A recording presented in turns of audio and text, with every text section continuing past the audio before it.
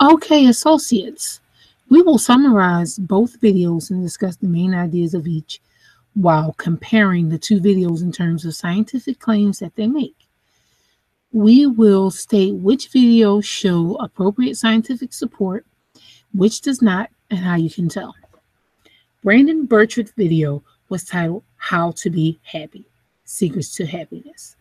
Sonia Lubomirski's video was titled Happiness for a Lifetime. Brandon's video discussed common sense practices. And if we did these common sense practices, these actions more ourselves on a regular consistent basis, we would be happy. Brandon's video was based on perception and acceptance about the past, which would allow us to be in the future and be engaging in the future, in the present, and about having excitement about anything to come in the future could actually make us happy. Sonia's video discussed a study that she performed with a control group of college students who were asked to perform 5 acts of kindness over a period of time. As a result of doing these acts of kindness, did any of the participants experience happiness?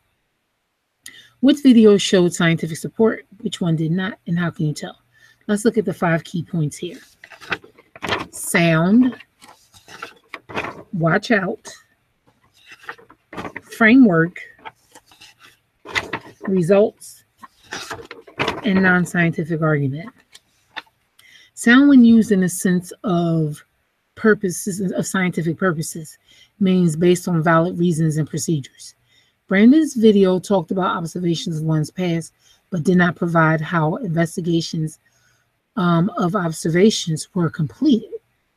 So I did not feel like he used sound procedures or reasoning in his video. Sonia showed scientific method. She was organized. She explained the investigation process and reported the observations. So I think that she used sound, valid reasoning, and procedures in her video. Watch out. That was a sense of alarm that I felt when listening to Brandon's video. He used words like always. He used references to we, they, but he never identified who these groups were, and his references could not be checked. He talked about things, but he didn't include any data, and his video lacked scientific credibility. Sonia, on the other hand, explained about the participants in her study group, the controlled group, students who performed acts of kindness all in one day, and students who performed the 5 acts of kindness over the course of time. So I didn't get a sense of alarm as I was listening to Sonia's video. Framework. Framework explains existing observations and can be used to make predictions. Brandon did give predictions about excitement, about deciding to be excited, and the practice of excitement will make you more happy. So Brandon's video did have a framework for observations and predictions, of making observations and predictions.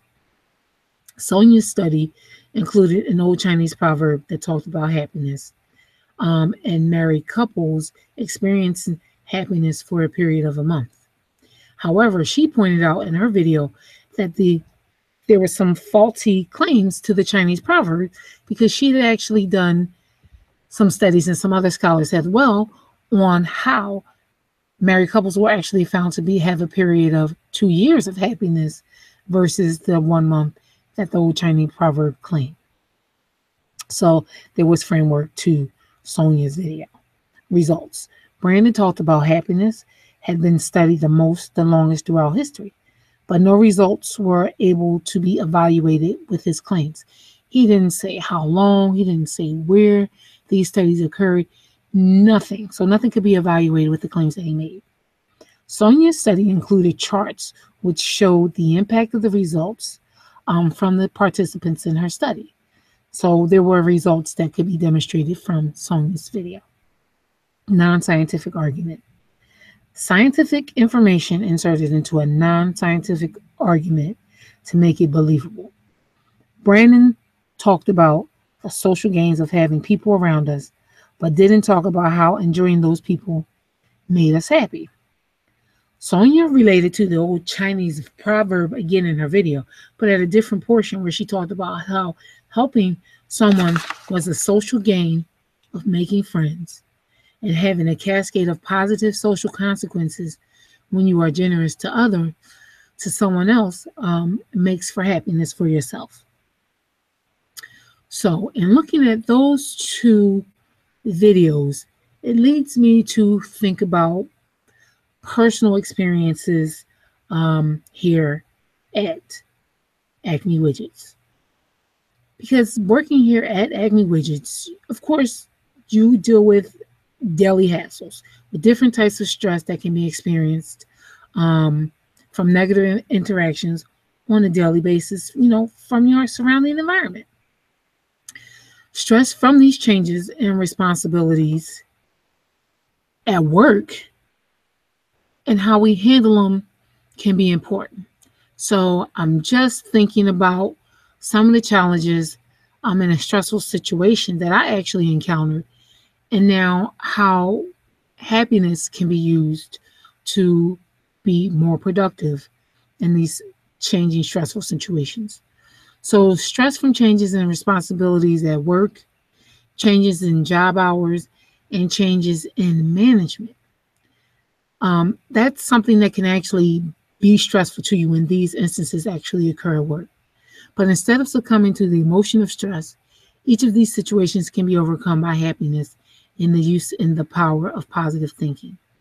Instead of having fear caused by the changes of responsibility of work, think about and exhibit self-efficacy about how the changes and responsibilities can give you new skills and abilities. Be optimistic about the change in hours. Consider how the new shift has the opportunity for you to work with new people. And again, the opportunity that you could possibly learn something new and new abilities. Be hardy about the changes in the organizational structure at the job. Investigate how the reassignment in the organization can allow for growth of the company and how you can actually attribute to that growth, how you can help the company expand.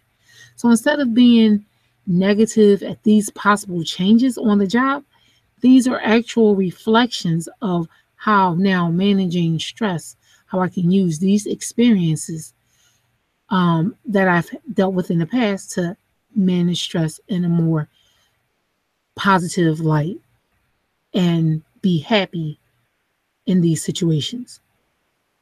Effectively recognizing and managing stress will have a healthier outcome that lasts a lifetime.